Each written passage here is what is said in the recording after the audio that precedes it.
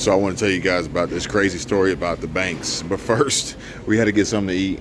And you got the gift card? You got the gift card? So we got a gift card to eat Panera for lunch.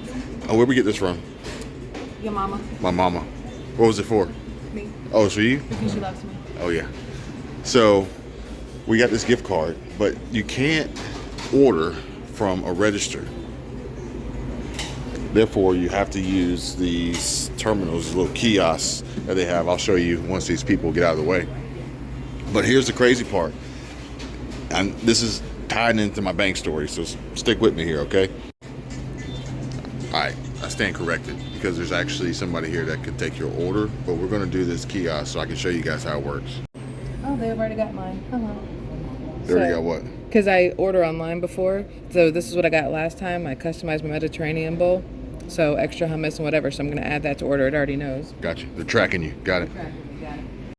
Yeah, so there's actually somebody who's working the register, but you didn't know it because she was actually cleaning the tables. So they got employees working multiple jobs at one time instead of having more than one employee.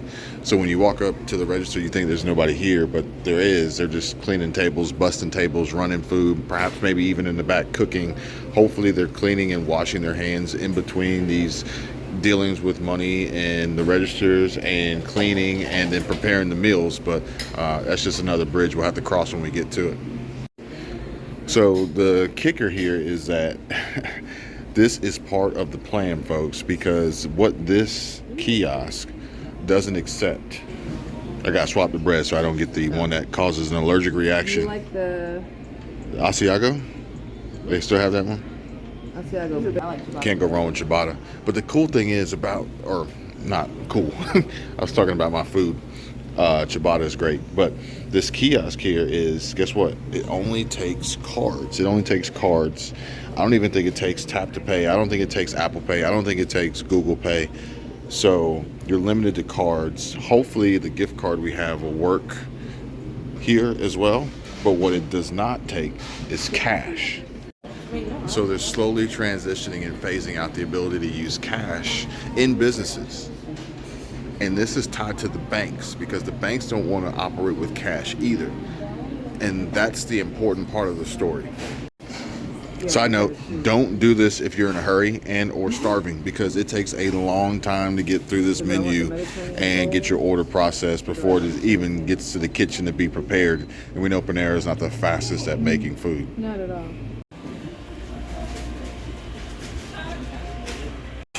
All right, so perhaps maybe the worst part about it all is the fact that typically now in most restaurants that you go to that are making employees carry multiple tasks, wear multiple hats, do multiple jobs for one single paycheck, is that in an instance of having one employee cleaning and carrying food and taking orders and perhaps even preparing the food, is that something is going to have to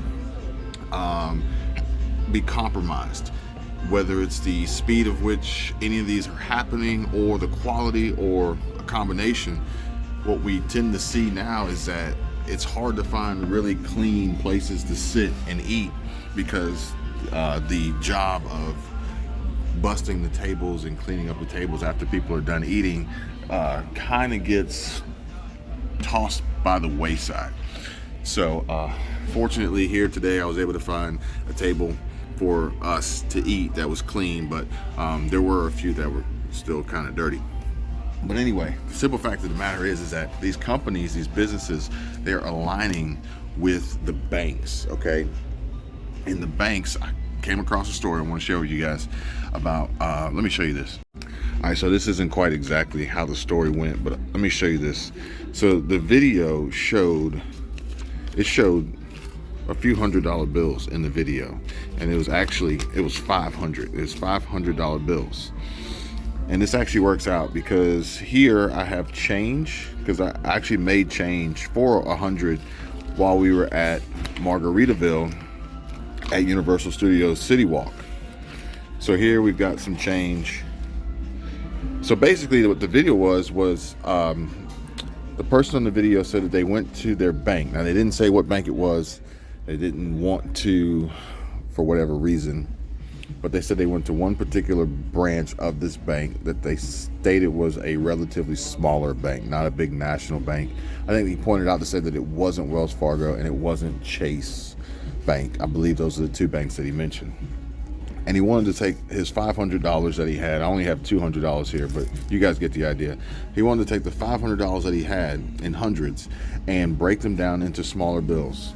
And he wanted 100 ones, and he wanted, I think he wanted 10 10s, 10 20s, and then I don't remember exactly what he wanted it broken down to.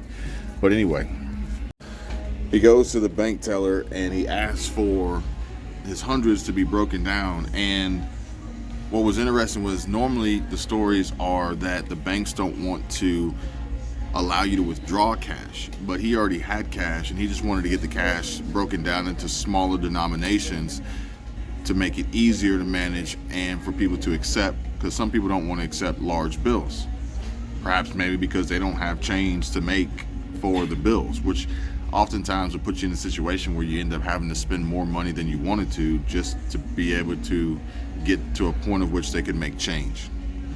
But anyway, they flat out told him no.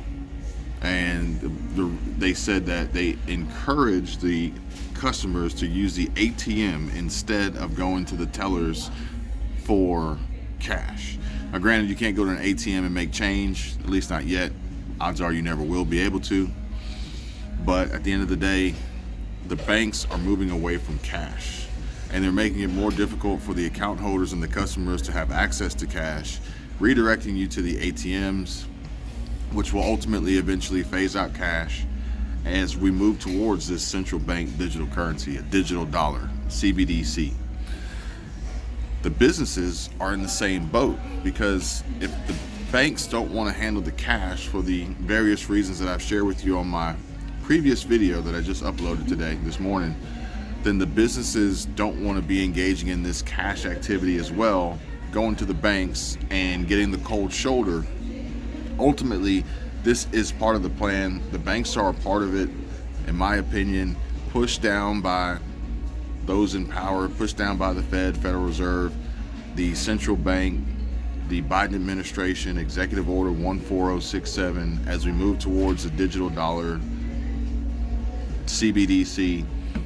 Therefore, you'll see more of these instances. Not only is this a way of eliminating an employee, but eliminating the ability to process transactions with cash, because your only option is going to eventually be just that self-service kiosk that doesn't accept cash.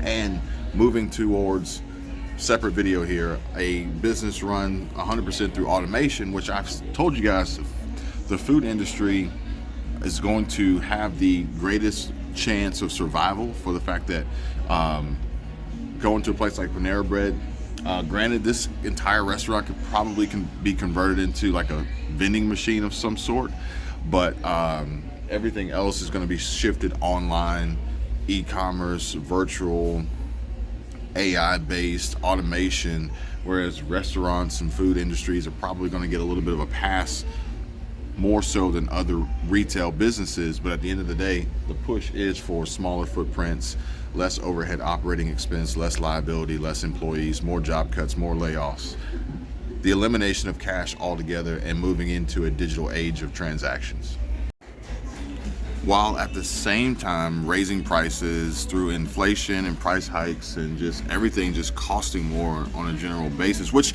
is ironic. It's why we're here today. Michelle Squirrel Tribe says, we've been out of town for the last week or so. I can't remember exactly how long it's been. I think it's a week, about a week today. And she says, we don't have any food. I can go grocery shopping. What do you want to do? Well, I wasn't trying to make her run to the grocery store and then prepare the food. So I was like, you know what, let's just eat and then we'll go grocery shopping, because the last thing you want to do is go grocery shopping when you're hungry. That never works out well. So I said, you know what, let's just eat and then, but I said, under one condition, whatever we eat, it's got to be cheap. Well, you can't get any cheaper than free. Now, granted, someone had to pay for it, but at the end of the day, we had a gift card, so we were going to use the gift card to eat, because honestly, for the most part, even if I wanted to go to, let's just say, somewhere that I could eat relatively cheaply, probably still looking at $8, $9, maybe $10 a person without including any gratuity or tip on top of it. Fast food is just that. It's fast, but it's not cheap. It's not affordable, really, for the most part. Inflation is driving up prices. Granted, we'll see some incremental increases in pay and salaries and wages for the most part. We can talk about that a little bit more in another video, because that is going to be a sliding scale, basically. You got to read between the lines on that one if you can keep your job. But as the wages go up, the prices go up exponentially more. Therefore, it's a little bit of a battle. It's a little bit of a struggle. Kind of like what I was telling you guys about walking through Disney Springs, seeing people spending 1 to 1.5 to 2 hours of their pay, of their time at work at Starbucks, was unbelievable. Not because of their choices, their financial choices and decisions that they made, but just how expensive everything is to buy, let alone be a food or a drink or a snack, which some of these employees probably don't even have access to a refrigerator or anything like that to even think about considering bringing their own food to work. Whereas now they're forced to work, earn these lower wages, and spend most of their money eating out on their break or on their lunch break or whatever it may be. There's a big plan, there's a big push, there's a big change, there's an economic cycle and a shift that is occurring. And folks, all I can say is that for those that are struggling, that are feeling the pain, you're not alone, because there's a large percentage of Americans that are struggling right now with the current state of the economy. The fact that we are technically in a recession, and the Fed has just raised interest rates even further, which not only puts further risks on the banks and their potential ability to survive and avoid bank runs, liquidity crisis, and collapse, but it also makes everything that much more difficult for the consumers, the shoppers, the people spending money on day-to-day necessities and goods. Not even wants. These are needs, folks. It's a part of their plan.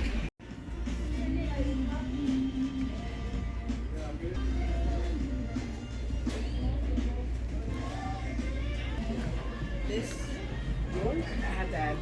That's ours. So let me get that, please. But not drop that. That's what I told her. Thanks.